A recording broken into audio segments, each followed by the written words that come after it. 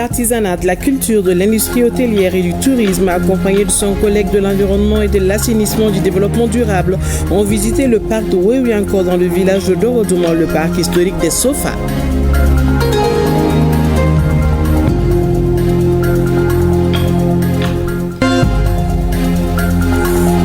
Jeudi dernier à Caille de la réunion de diffusion de 2 ordonnances relatives à la gestion de l'environnement signées par le président de la transition, chef de l'État, le général d'armée Assimi Goïta.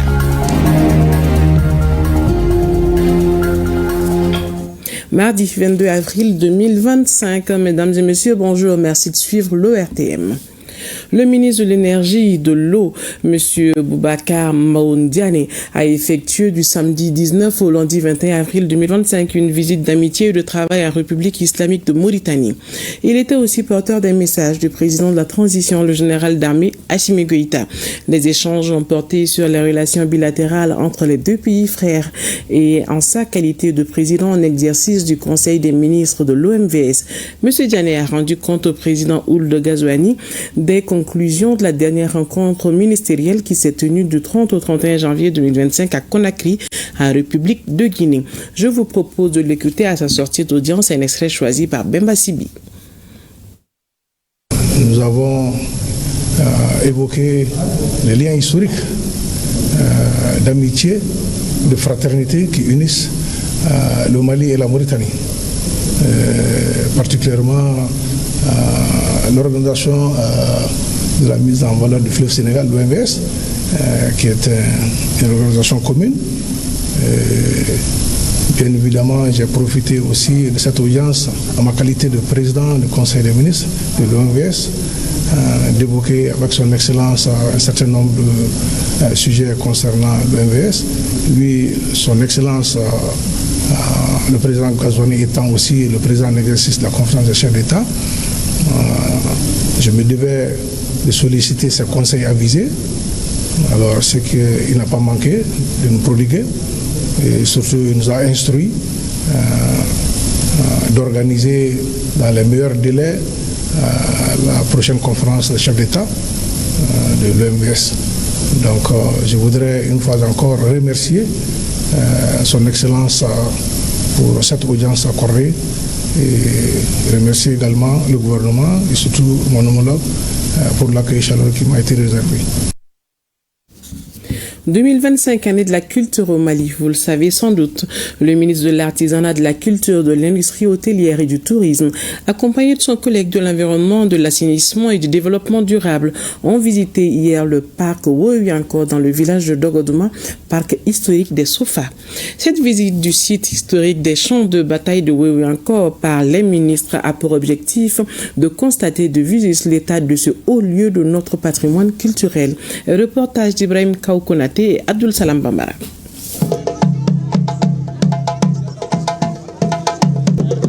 Cette visite s'inscrit dans le cadre de la revitalisation de notre patrimoine culturel, d'où le choix de ce site historique de Wewianko, situé dans le quartier Koyambougou, village de Dorodouma.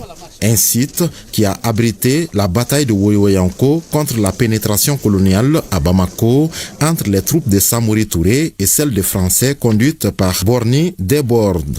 Ici, c'était un haut lieu de la résistance à la pénétration coloniale. Le président de la transition, le chef de l'État, le général d'armée Assimi Goïta, vient de décréter l'année 2025, l'année de la culture, en nous demandant de travailler sur la revitalisation culturelle de nos territoires. Nous avons déjà un projet structurant et nous allons travailler pour la réactualiser, pour faire en sorte que ce site-là peut être un site emblématique du point de vue touristique. Aujourd'hui, cette symbolique, cette bravoure, ce combat qui est symbolisé par la statuette de Kwame Brahma est en résonance avec tout le combat qui se passe aujourd'hui au Mali pour cette souveraineté de notre pays. Ce parc était un bijou d'un point de vue environnemental. Véritable attraction touristique, la délégation a pu visiter sur place et en virtuel les tombeaux des Sofa de Samori Touré, la rivière de Wewianko et la statuette de Kwame Brahma, le commandant en chef de l'armée de Samori Touré. Le site vraiment a besoin d'être aménagé pour plusieurs raisons, parce que ça permet de développer l'écotourisme, et qui parle d'écotourisme, parle de protection de l'environnement. En aménageant ce site, ça permet de lutter contre les inondations également, de restaurer la biodiversité. Comme vous voyez, il y a la présence des collines, il y a les arbres qui sont vraiment en souffrance. Donc si on parvient à les aménager, je pense que ça pourra quand même apporter beaucoup à la communauté et permettre le développement économique de la localité. Le site de Woyo-Wayanko est classé patrimoine culturel national par ses valeurs historiques, architecturales, socioculturelles et spirituelles. Je vous l'annonçais dans les titres tenus jeudi dernier à Caille de la réunion de diffusion de 2 ordonnances relatives à la gestion de l'environnement et qui déterminent les principes de gestion des ressources du domaine forestier national et d'une ordonnance relative aux pollutions et aux nuisances.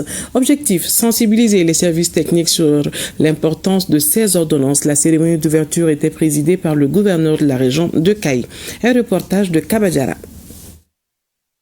Il s'agissait au cours de cette rencontre entre le directeur général des eaux et forêts, le directeur national adjoint de l'assainissement, du contrôle des pollutions et des nuisances et les services techniques, les exploitants et exportateurs de bois, des miniers, entre autres, d'expliquer la teneur de ces 2 ordonnances signées par le président de la transition, chef de l'État, général d'armée Assimi Goïta.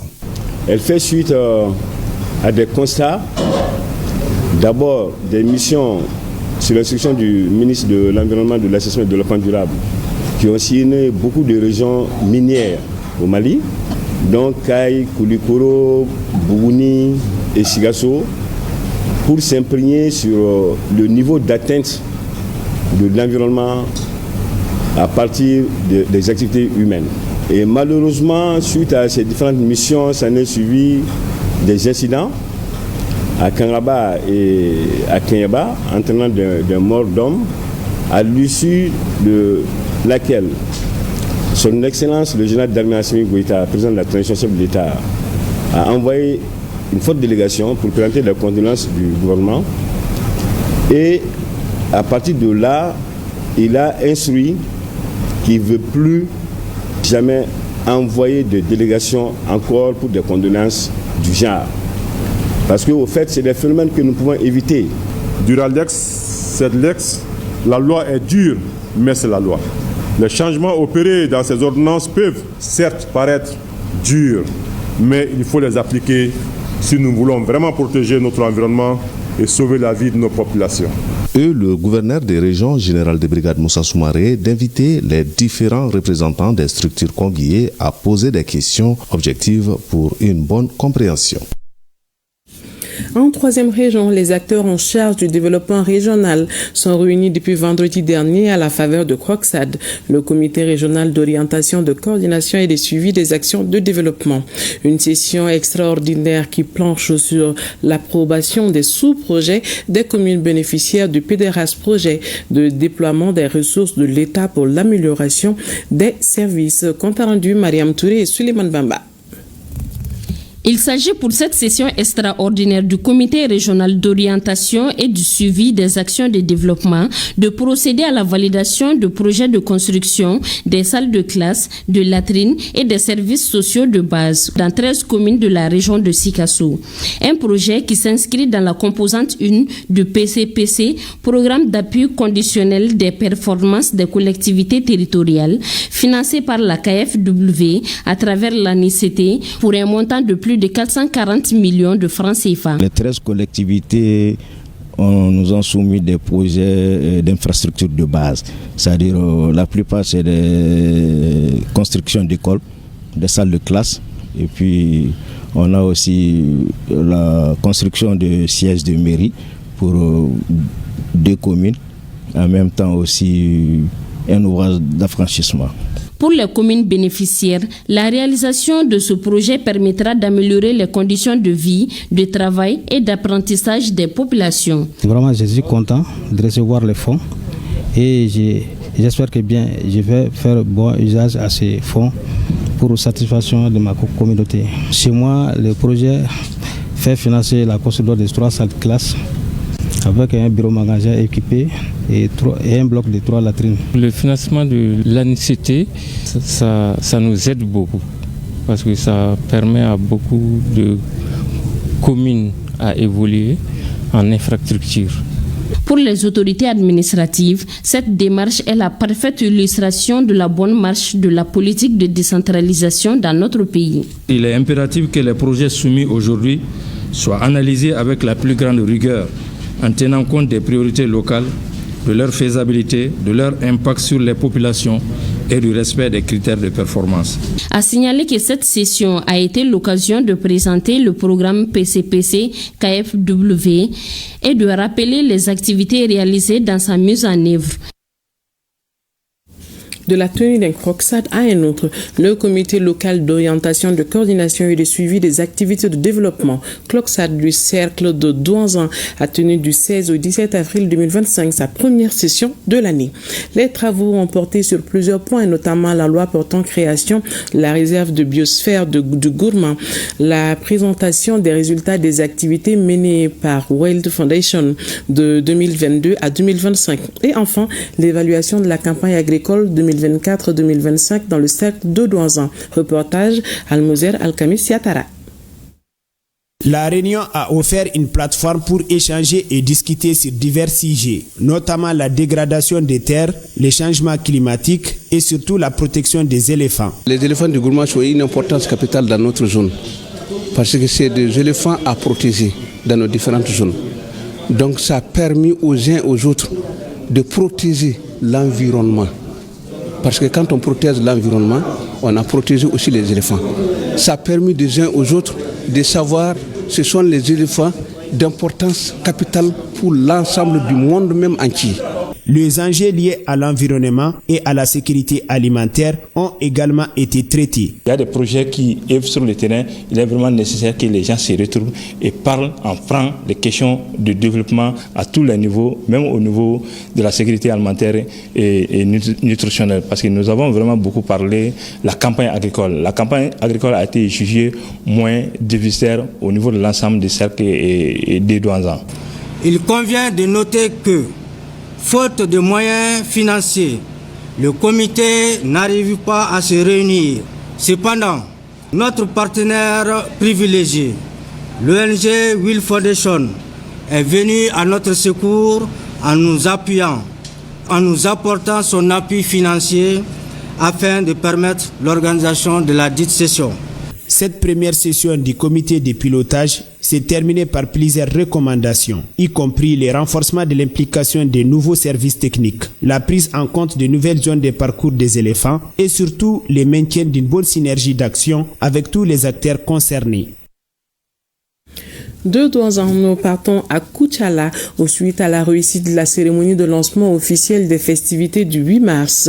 Le ministre en charge de la promotion de la femme, de l'enfant et de la famille a envoyé des attestations de reconnaissance pour certaines personnalités de Koutiala. Le gouverneur de la région a procédé à la remise de ces attestations avant de remettre des équipements agricoles et d'assainissement à certains groupes évoluant dans les deux domaines. Reportage Brahima Kone et Amadou Dolo. Le gouverneur a fait lecture de la lettre de félicitations du Premier ministre adressée à la région pour la bonne organisation du lancement officiel des activités du 8 mars. Après, il a entamé une cérémonie qui s'est déroulée en 3 temps forts. D'abord, une remise d'attestation à certaines personnalités pour leurs efforts pendant la fête du 8 mars dernier. Suivront une remise de matériel agricole ainsi qu'une donation de matériel d'assainissement. Le Premier ministre nous a envoyé une lettre de remerciement pour saluer d'abord les organisateurs, la commission d'organisation et au-delà de la commission d'organisation, toutes les sensibilités de Koutiala, les notabilités, les légitimités, la population même ensemble de Koutiala. Ça c'est la première étape.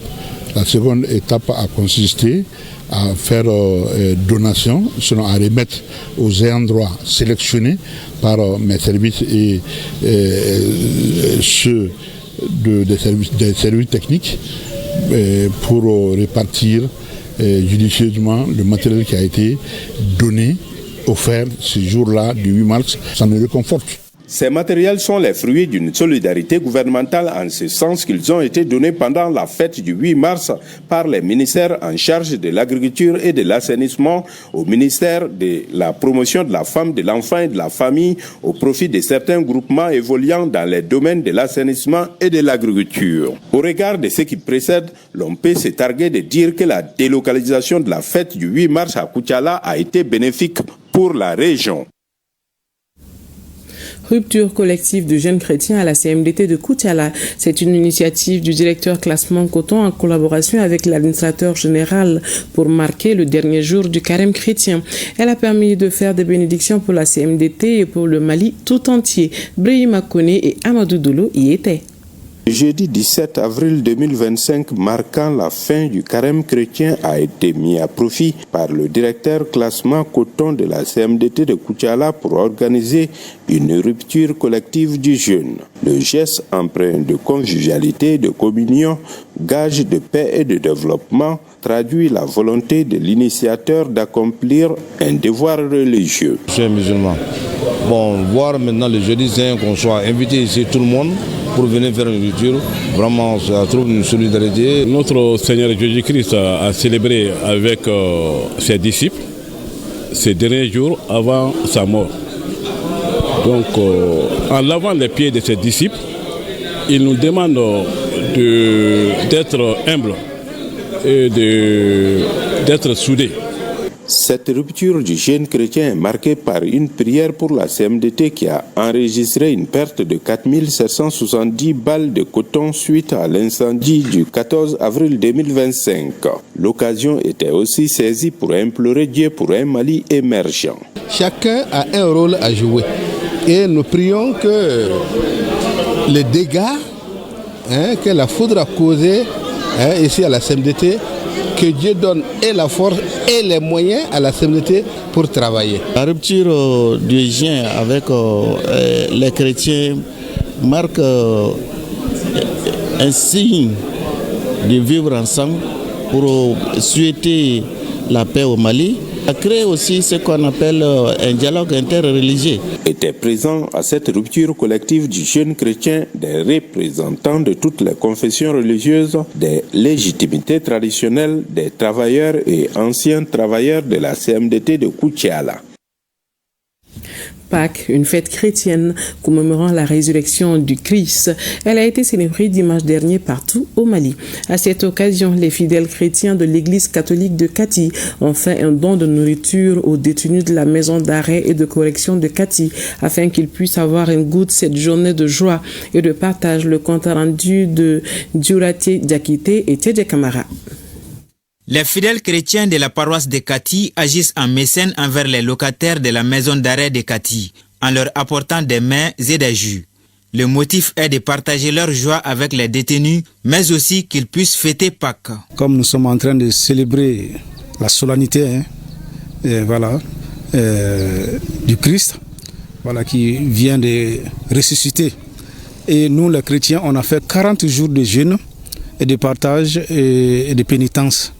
Alors, en célébrant cette grande fête, on a pensé en tout cas à nos frères qui sont en détenus, dont leur liberté n'est pas en leur possession.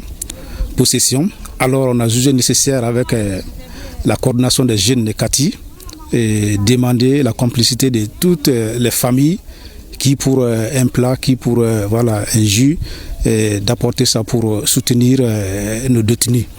Et afin qu'ils sachent aussi qu'ils sont pas dans l'oubli, ils ne sont pas tombés dans nos oublis, mais qu'ils sont là et nous continuons en tout cas à prier pour eux afin que leur détention soit une source de conversion pour eux. Le Mali traverse vraiment une situation précaire, mais Dieu est toujours au contrôle.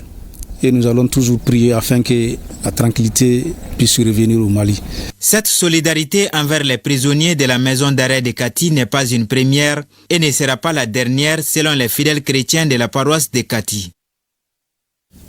C'est la fin de cette édition. Merci de l'avoir suivi. Puisse Dieu protéger le Mali et les Maliens. À demain. Plaise à Dieu.